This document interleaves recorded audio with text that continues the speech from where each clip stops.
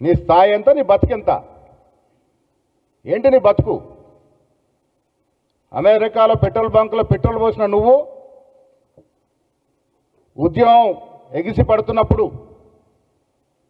అమెరికాలో సరదాగా గడిపిన నువ్వు ఉద్యమం ఒక రూపంకి వచ్చిన తర్వాత చీమలు పెట్టిన పాములో పుట్టలో దూరినట్టు సిరిసిల్లో దూరి ఆనాటి వరకు ఉద్యమంలో కేకే మహేందర్ రెడ్డి పొట్టగొట్టి డబ్బుల మదంతో ఎమ్మెల్యే అయి నువ్వు ఇవాళ రాహుల్ గాంధీ గారి గురించి, రేవంత్ రెడ్డి గారి గురించి మాట్లాడతావు.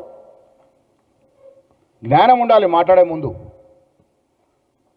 మన స్థాయి ఏంది, మన చరిత్ర ఏంది, మన గతం ఏంది ఒక్కసారి స్మరణం చేసుకొని మాట్లాడాలి.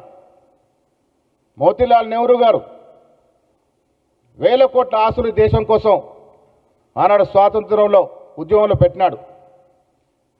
జవహర్లాల్ నెహ్రూ ఏకంగా 9 ఏళ్లకు పైగా జైల్లో జీవితం గడిపి స్వాతంత్రం కోసం పోరాటం చేసినట్టు మహానాయకుడు. సర్పంచ్ పదవి కోసం పాకలాడి ఈ రోజుల్లో ప్రధానమంత్రి పదవిని త్యాగం చేసినట్టు ఘనమైన చరిత్ర గాంధీ కుటుంబాంది.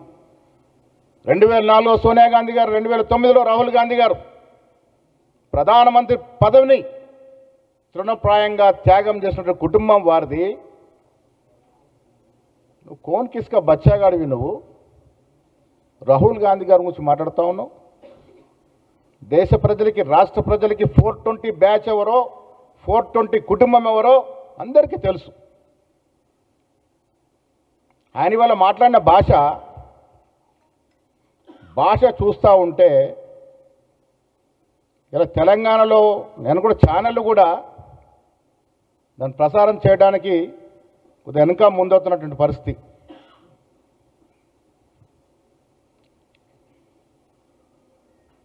తల్లిలాంటి తెలంగాణ యాస మట్టెలు గంటె పుస్తలమ్మి ఇన్నాళ్ళు దేశంలో ఎక్కడ లేని విధంగా భాష యాస నిగ్గస్సుగా కలుషితం చేసి 10 ఏళ్ళు మద్యాన్ని ఏరులై పారించి యువతని ఎటు రాకుండా, పనికి రాకుండా చేసినటువంటి ఘనమైన నీచులు మీరు.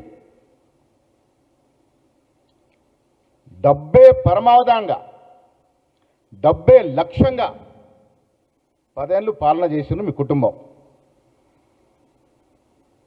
ఉద్యమంలో పాల్గొన్నది ఎవరు?